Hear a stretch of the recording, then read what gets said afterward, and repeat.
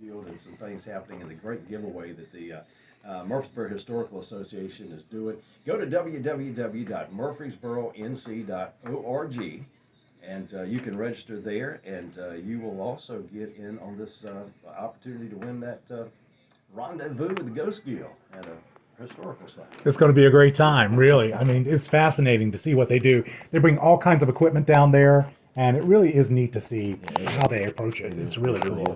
Yeah. But I'm going to go off mic just a second for you and change it.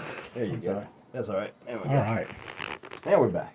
There we go. We had to get mic shifted from Daryl to back to Al. That's right. Well, we're in suspense. Tell us another ghost story. All right, let's talk about the ghost of the radio station. Are you going to be afraid to come to work now? Absolutely not. Okay. Now, I got this one. This supposedly happened when I worked here, but I was not here when it happened. So I came in for my shift one Friday night after school. And Jeff McLawn was the DJ who worked afternoons at that time. And Jeff was here, and he was a little freaked out.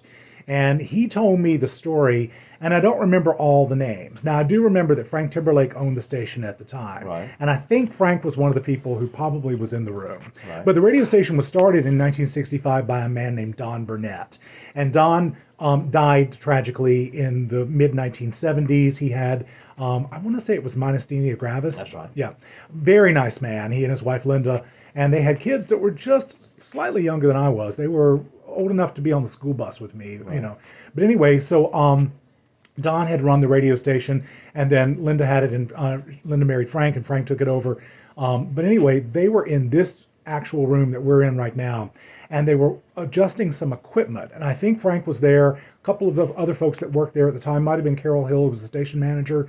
But anyway, something was going wrong, and they couldn't get the wiring to do exactly what they wanted it to do. And someone in the room blamed it on Don Burnett and said, that blankety blank blank blank Don Burnett. Right. And as soon as they said that, they said a monitor that used to be on that wall right there launched off that wall and flew across the room. Now, Jeff swore it happened, and he was pretty shaken up by it when I got to work that night.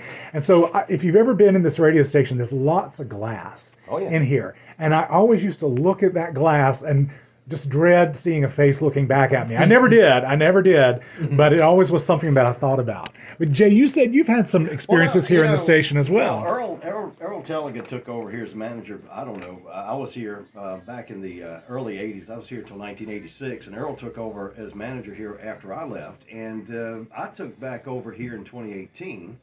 And after Earl had passed away, and Earl's super nice guy, I wouldn't hurt a fly. When I first started, that little things would just, a switch on the board would stop, or just go out of, you have to have it over to the left to be on program, and up in the middle to be off, or over to the right on audition. And there's been many a mornings, that hadn't happened lately, but when I first started, that one of the switches, and you can't, these switches, you've got to physically move a switch. Yeah, they're on or they're off. They're not, off. Yeah.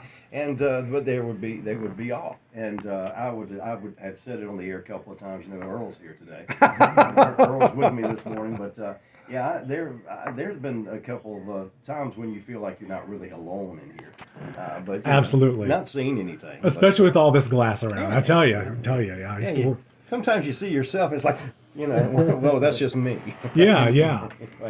But yeah, I felt like sometimes I wasn't here exactly by myself.